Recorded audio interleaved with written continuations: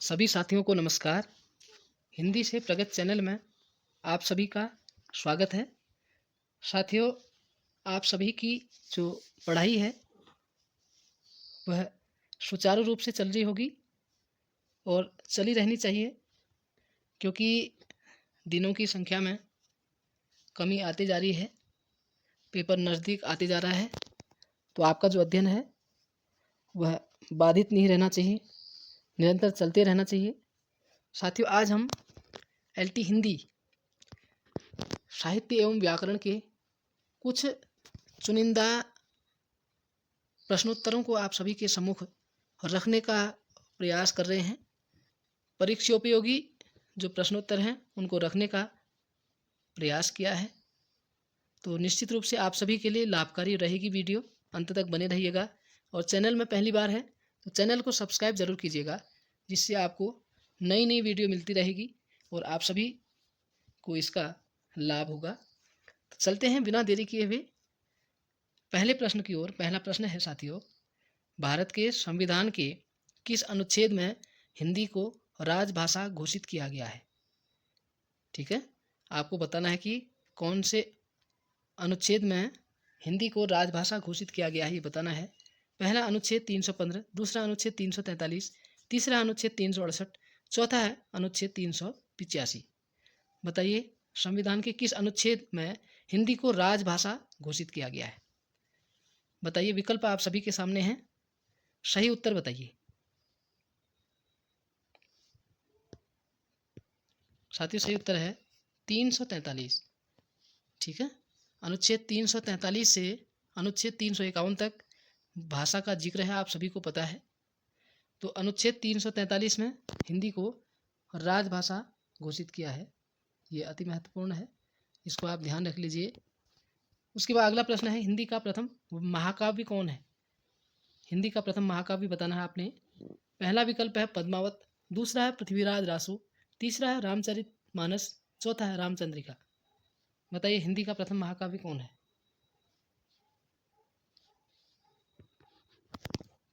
इसका उत्तर है साथियों पृथ्वीराज रासो। पृथ्वीराज रासो को चंद बरदाई ने लिखा है और पृथ्वीराज रासो में 69 सर्ग हैं। ठीक है, तो ये ध्यान रखिएगा, पृथ्वीराज रासो चंद बरदाई ने लिखा है एक बात। दूसरा इसमें 69 सर्ग हैं, दूसरी बात। तीसरा इसमें वीर और श्रृंगार रस है। ठीक है, वीर और श्रृंगार रस है। और पृथ्वीराज रासो की जो भाषा है वो डिंगल है। इन सभी चीज़ों को आप ध्यान रखेंगे। और आदिकाल में ये पृथ्वीराज रासो आता है, ये भी आप ध्यान रखेंगे। आदिकाल का जो समय रामचंद्र शुक्ल जी ने 1050 से संवत 1375 का समय बता रखा है। ठीक है, इसको भी आप नोट कर। अगला प्रश्न है साथियों, हिंदी किस भाषा परिवार की भाषा है? पहला विकल्प है एकाक्षरी, दूसरा है द्रविड़, तीसरा है भारोपी, चौथा है सेमेटिक। बताइए। तो हिंदी साथियों भारोपीय भाषा परिवार की भाषा है। भारोपीय मतलब भारत और यूरोप। तो भारोपीय भाषा परिवार के अंतर्गत आती है हिंदी। ये अति महत्वपूर्ण प्रश्न है। ये जो प्रश्न आपके सम्मुख रखने का हम प्रयास कर रहे हैं, ये सभी पूछे गए प्रश्न हैं साथियों विभिन्न प्रतियोगी परीक्षाओं में। तो निश्चित रूप से एलटी लेक्चरर या अन्य जहाँ भी हिंदी साहित्य ग्रामर पूछा जाएगा, वहाँ इन प्रश्नों को जरूर पूछा जा रहा है। तो आप सभी प्रश्नों को बड़े ध्यान से पढ़ेंगे, सुनेंगे, तो निश्चित रूप से आप सभी को इसका लाभ होगा। अगला प्रश्न है, निम्नांकित में मूर्धन्य व्यंजन बताइए। आपको बताना है मूर्धन्य व्यंजन कौन सा है। पहला विकल्प है प फ ब भ, दूसरा है क ख ग घ, तीसरा है ट ठ ड ढ, चौथा है त थ द ध। बताइए मूर्धन्य व्यंजन कौन सा है इसमें से? इसका सही उत्तर है साथियों ट ठ ड ढ। ठीक है, ट ठ ड ढ।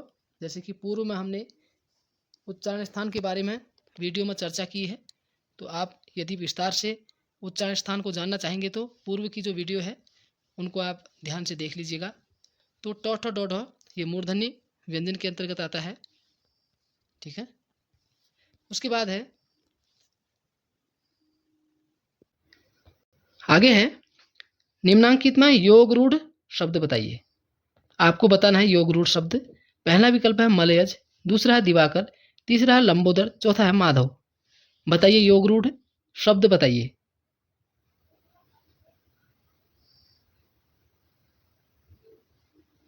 बताइए योग रूढ़ शब्द। तो साथियों इसका विकल्प है लंबोदर। ठीक है, लंबोदर शब्द योग रूढ़ है क्योंकि जो शब्द दो शब्दों के मेल से तो बने हैं परंतु उनका प्रयोग किसी निश्चित वस्तु के लिए रूढ़ हो जाता है। ठीक है, जैसे दो शब्दों के योग से बना है लंब और उधर। ठीक है, ये योग तो है लेकिन रूढ़ से तात्पर्य है कि दो शब्दों के योग से तो बना है शब्द परंतु उनका प्रयोग किसी निश्चित वस्तु के लिए रूढ़ हो गया है, जैसे गणेश के लिए।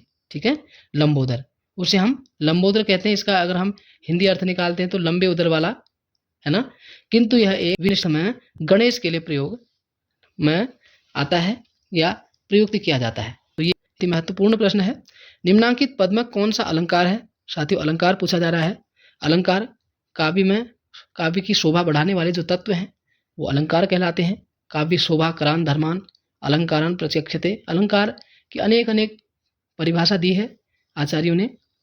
तो अलंकार का शाब्दिक अर्थ आभूषण है। जिस प्रकार से व्यक्ति या कोई महिला अपने श्रृंगार, अपने सुंदरता को बढ़ाने के लिए विभिन्न श्रृंगार का जो है, तो काव्य में काव्य की सुंदरता को बढ़ाने के लिए भी अलंकार अति आवश्यक है। तो उस पद चले सुना बिनु काना कर बिनु कर्म कर विधि नाना। तो आपको बताना है इसमें कौन सा अलंकार है। पहला विकल्प है विशेषोक्ति, दूसरा है विभावना, तीसरा है निदर्शना, चौथा व्यतिरेक। बताइए।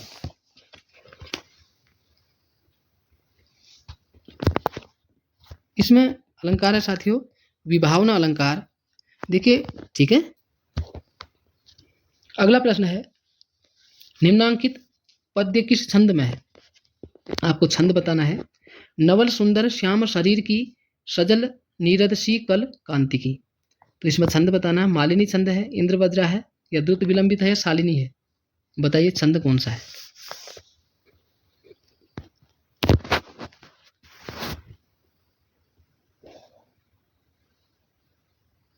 इसमें कौन सा छंद है आपको बताना साथियों। इसमें साथियों द्रुत विलंबित। ठीक है, द्रुत विलंबित छंद क्या होता है? देखिए, द्रुत विलंबित जो छंद है यह वर्णिक छंद है। ठीक है, मात्रिका और वर्णिक छंद दो प्रकार के होते हैं साथियों। वर्णिक छंद के सभी चरणों में वर्णों की संख्या समान रहती है। ठीक है, और इस छंद में प्रत्येक चरण में 12 मात्रा होती है, ये ध्यान रख लीजिए। द्रुत विलंबित जो छंद था ये वर्णिक छंद की श्रेणी में आता है। अगला प्रश्न है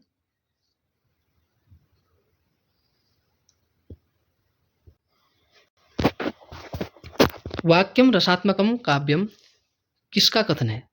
विश्वनाथ, मम्मट, राजशेखर, पंडित राज जगन्नाथ। बताइए वाक्यम रसात्मकम काव्यम किसका कथन है? अति महत्वपूर्ण प्रश्न है। कई बार ये कथन पूछा गया है कि वाक्यम रसात्मकम काव्यम, जो रसात्मक वाक्य है वह काव्य होता है। ये किसने कहा है बताइए। विश्वनाथ, मम्मट, राजशेखर या पंडित राज जगन्नाथ। ये कहा साथियों विश्वनाथ ने। ठीक है, ये कथन है विश्वनाथ का। उन्होंने कहा कि वाक्यम रसात्मकम, रसात्मक वाक्य ही काव्य है। ठीक है, ऐसा वाक्य जो रसात्मक है, ठीक है, वह काव्य कहलाएगा। विश्वनाथ जी ने कहा है कथन। उसके बाद है नाक पर सुपारी तोड़ना का अर्थ है। इसका अर्थ क्या है? इज्जत हल्की करना, घृणा करना, असंभव को संभव करना, बहुत परेशान करना। सही उत्तर बताइए।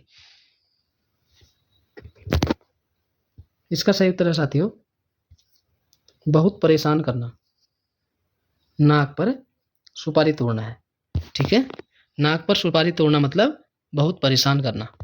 ठीक है, अति महत्वपूर्ण था। तो आपने सभी ने पढ़ लिया है। तो आगे चल रहे हैं। निम्नांकित में किस शब्द में तत्पुरुष समास है? बताइए तत्पुरुष समास किस शब्द में है? वाचस्पति, घनश्याम, त्रिभुवन, चंद्रशेखर।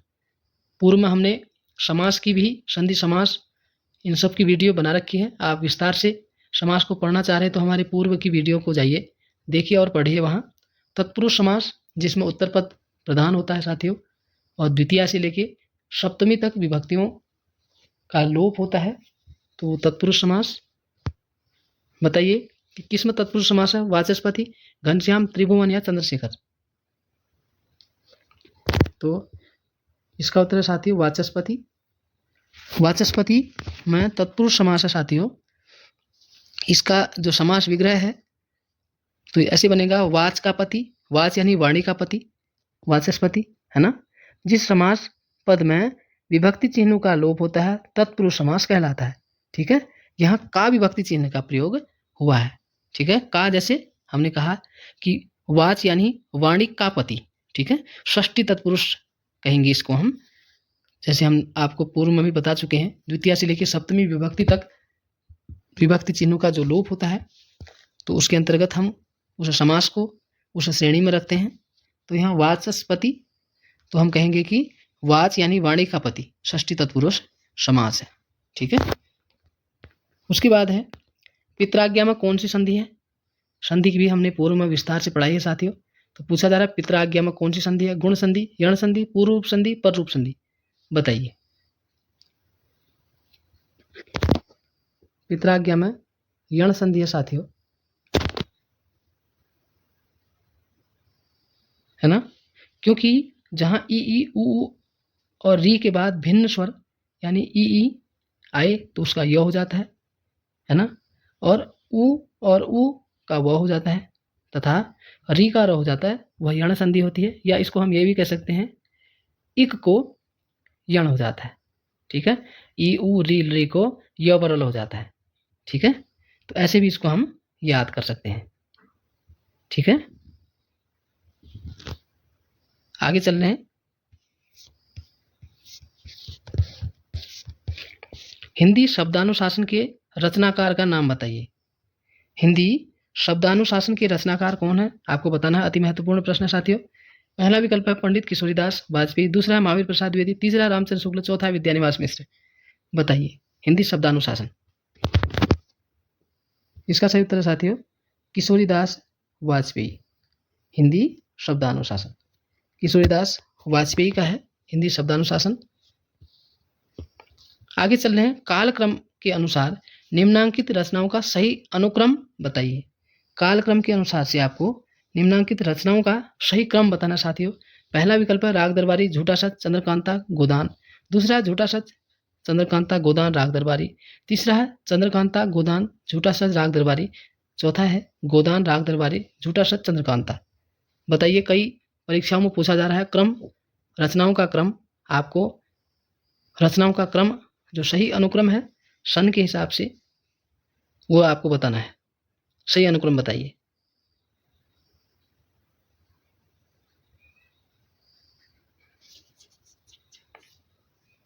इसका सही उत्तर है साथियों तीसरा वाला, सबसे पहले चंद्रकांता।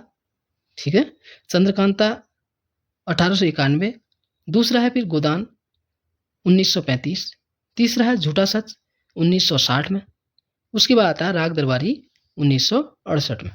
ठीक है, ये क्रम होगा। और आपको ये भी पता होना चाहिए कि चंद्रकांता किसने लिखा है। ठीक है, और गोदान प्रेमचंद जी का है, झूठा सच यशपाल का है, राग दरबारी श्रीलाल शुक्ल का है ना। इस तरीके से ये रचनाएं हैं। इन रचनाओं का क्रम था चंद्रकांता 1891, गोदान 1935, झूठा सच 1960, राग दरबारी 1968। ठीक है, तो चंद्रकांता है वो देवकीनंदन खत्री का है। ठीक है, दूसरा गोदान 1935 ये प्रेमचंद जी का है, झूठा सच 1960 यशपाल का है, राग दरबारी 1968 श्रीलाल शुक्ल का है। ठीक है, चलने अगले प्रश्न की ओर। नई कविता पत्रिका का प्रकाशन कहाँ से आरंभ हुआ? इलाहाबाद, लखनऊ, कलकत्ता, दिल्ली। बताइए। इसका सही उत्तर है साथियों पहला वाला, इलाहाबाद। ठीक है, नई कविता पत्रिका का प्रकाशन इलाहाबाद से शुरू हुआ साथियों। देखिए, थोड़ा नई कविता के बारे में सूक्ष्म रूप से पढ़ते हैं, समझते हैं, बताते हैं आपको। देखिए, नई कविता 1954 से आज तक की कविता हिंदी काव्य जगत में नई कविता के नाम से जानी जाती है या साधारण शब्दों में कहें, नई कविता का जो समय था 1954 से था। ठीक है। नई शब्द हिंदी कविता के क्षेत्र में सन 1950 के आसपास प्रयोगवाद के विरुद्ध आंदोलन का द्योतक है। जैसे कि आप सभी को पता है, प्रयोगवाद 1943 ना। उसके बाद वर्ष 1954 में डॉक्टर जगदीश गुप्त और रामस्वरूप चतुर्वेदी द्वारा इलाहाबाद से नई कविता पत्रिका का प्रकाशन हुआ। ये आप नोट भी कर सकते हैं कि 1954 में जगदीश गुप्त और रामस्वरूप चतुर्वेदी के द्वारा इलाहाबाद से नई पत्रिका का प्रकाशन हुआ। ठीक है। संपादक 2 हैं इसमें, जगदीश गुप्त और रामस्वरूप चतुर्वेदी। ये महत्वपूर्ण तथ्य थे, इन तथ्यों को आप लिख सकते हैं सामान्य रूप से। ठीक है। उसके बाद अयोगवाह कहा जाता है। जब हम स्वरों को पढ़ा रहे थे, व्यंजनों को पढ़ा रहे थे साथियों, तो प्रत्येक के बारे में हमने विस्तार से पूर्व की वीडियो में चर्चा की है।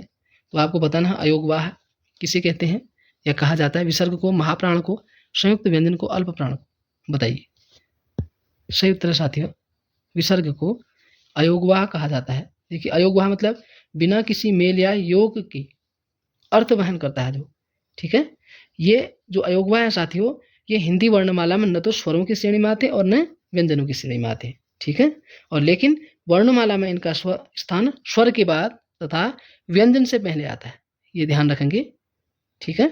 और सामान्य रूप से ये कह सकते हैं कि जो अयोगवाह है वो न स्वर है न व्यंजन है। ठीक। अगला है, वाचन के समय पुस्तक की आंखों से दूरी होनी चाहिए। यह अति महत्वपूर्ण प्रश्न है साथियों। यदि किसी पाठ का या किसी प्रकरण का वाचन किया जाए तो पुस्तक की आंखों से दूरी कितनी होनी चाहिए? 9 इंच, 10 इंच, 11 इंच, 12 इंच? बताइए। इसका सही उत्तर है साथियों 12 इंच। 12 इंच की दूरी होनी चाहिए। वाचन के समय पुस्तक और आंख के मध्य 12 इंच यानी 1 फुट की दूरी होनी चाहिए। यह अति महत्वपूर्ण प्रश्न था। इस प्रश्न को आप नोट कर लीजिए, आपको बहुत ही फायदा होने वाला है। ये प्रश्न परीक्षा उपयोगी है कि वाचन के समय पुस्तक की आंखों से जो दूरी है वो 12 इंच की होनी चाहिए, यानी 1 फुट की दूरी होनी चाहिए। उसके बाद तोड़ने ही होंगे मठ और गढ़ सब किसकी पंक्ति है? बताइए। निराला, नागार्जुन, रघुवीर सहाय या मुक्तिबोध? बताइए। इसका सही उत्तर है साथियों मुक्तिबोध है। मुक्तिबोध का पूरा नाम है गजानन माधव मुक्तिबोध। इन्होंने ये पंक्ति लिखी है कविता के अंतर्गत कि तोड़ने ही होंगे मठ और गढ़ सब, तो ये मुक्तिबोध का है। उसके बाद किस दृश्य उपकरण में पारदर्शी ट्रांसपेरेंसी का प्रयोग होता है?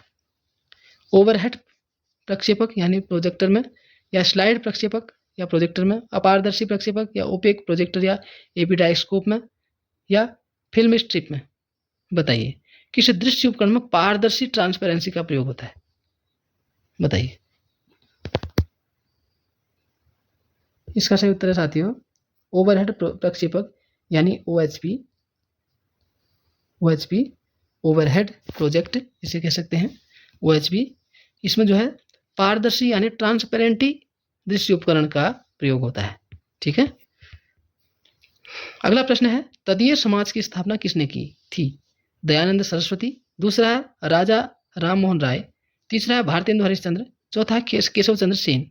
बताइए तदीय समाज की स्थापना किसने की? तदीय समाज की स्थापना की साथियों भारतेंदु हरिश्चंद्र जी ने।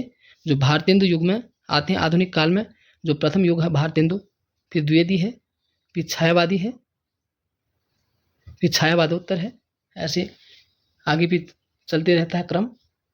तो भारतेंदु हरिश्चंद्र जी के नाम से ही, भारतेंदु हरिश्चंद्र जी को केंद्र में रखकर ही भारतेंदु युग नाम दिया गया है। तो इन्होंने तदीय समाज की स्थापना की थी, इसको आप नोट कर लेंगे। फिर है तथैव शब्द का संधि विच्छेद है। तथ धन एव, तथे धन एव, तथा धन एव, तथा धन एव। बताइए। इसका सही उत्तर है साथियों तथा धन एव यानी वृद्धि संधि। जब ओ या आ के बाद ए या आई आए तो आई हो जाता है, जब ओ या आ के बाद ओ या औ आए तो औ हो जाता है, आई और औ वृद्धि संधि होती है। पूर्व में हमने संधि को विस्तार से पढ़ा रखा है, तो तथैव में वृद्धि संधि है, ये आप ध्यान रख लीजिए। उसके बाद है चरण कमल बंदो हरिराई, उपरोक्त पंक्ति में अलंकार है। अति महत्वपूर्ण उदाहरण है ये। ये आपको बताना है कि चरण कमल बंदी भगवान के कमल रूपी चरणों की मैं वंदना करता हूँ, ये इसका अर्थ है। आपको बताना है अलंकार कौन सा है, उत्प्रेक्ष या यमक, रूपक या उपमा, बताइए। साथियों इसमें अलंकार है रूपक अलंकार, ठीक है।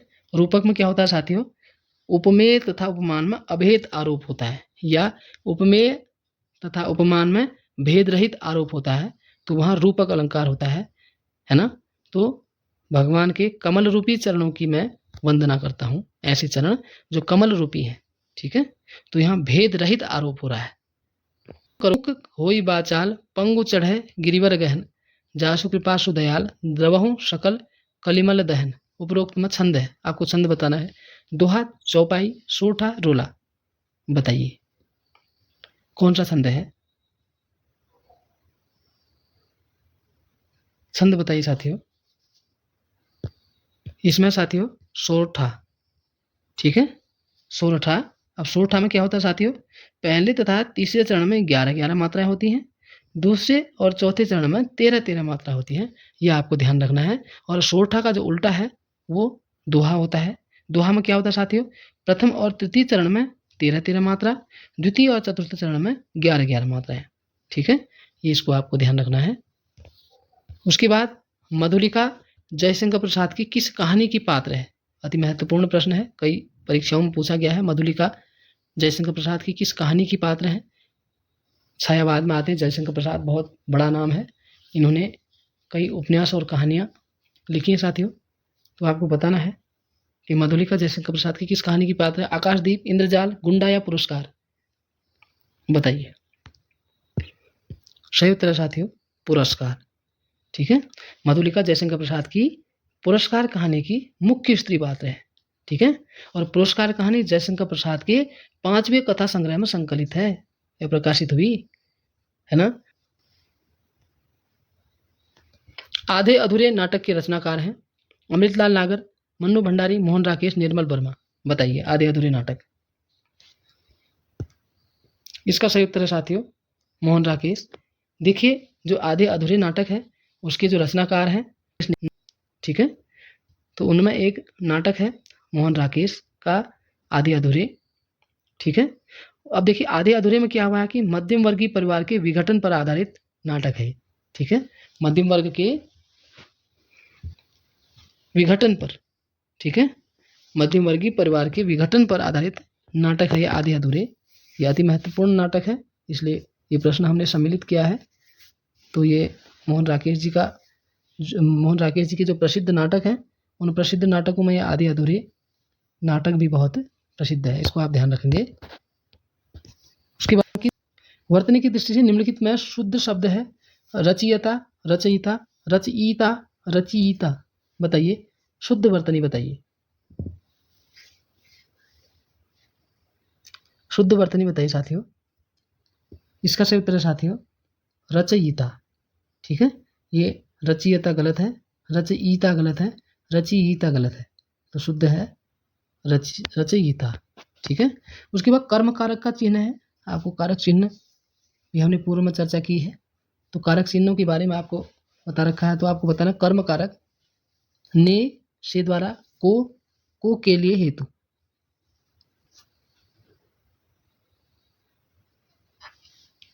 इसका सही उत्तर साथियों को, जैसे है ना, कर्ता ने कर्म को कर्ण ने से द्वारा, संप्रदान के लिए, अपादान से अलग होने के अर्थ में, संबंध काके की रारे रिनालेनी, अधिकरण में पर, ये कारक है। तो इसमें कर्म कारक पूछा गया, तो इसमें को इसका सही उत्तर होगा। पूछा जा रहा है कि बाजार से किस संज्ञा का बोध होता है, भाववाचक, समूहवाचक, जातिवाचक या व्यक्तिवाचक, बताइए बाजार। इसका सही उत्तर है साथियों समूहवाचक संज्ञा है ना। बाजार प्रायः लोगों या दुकानों आदि का एक समूह है ना, यह समूहवाचक संज्ञा के अंतर्गत आता है बाजार।